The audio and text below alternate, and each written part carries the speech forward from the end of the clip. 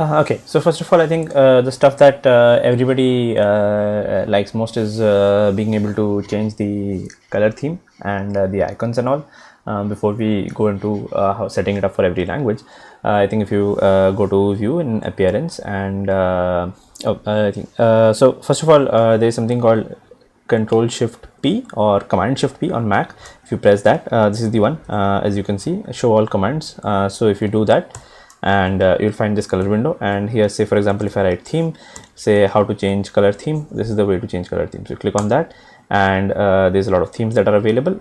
So there's the light theme, which of course or you can go for the any of the dark themes. So there are multiple themes that are available. If you open a particular code file, and then in the syntax, you would be better be able to see which. You can also install. There are a lot of other themes. If you go and search for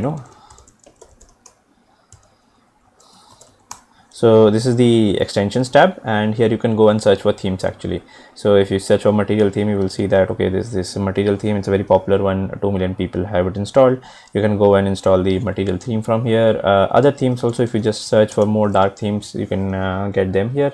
There is this One Dark Pro, which is very similar to the theme from Atom, and quite a bunch of themes are there.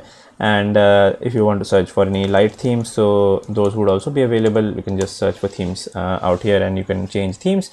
And you can also search for icons. So there are a lot of icon packs also available. So this is sort of icon packs which you can change inside it. That's if you want to make changes to appearances. So we'll actually start with the project and see how does changing different kinds of themes look like. Okay.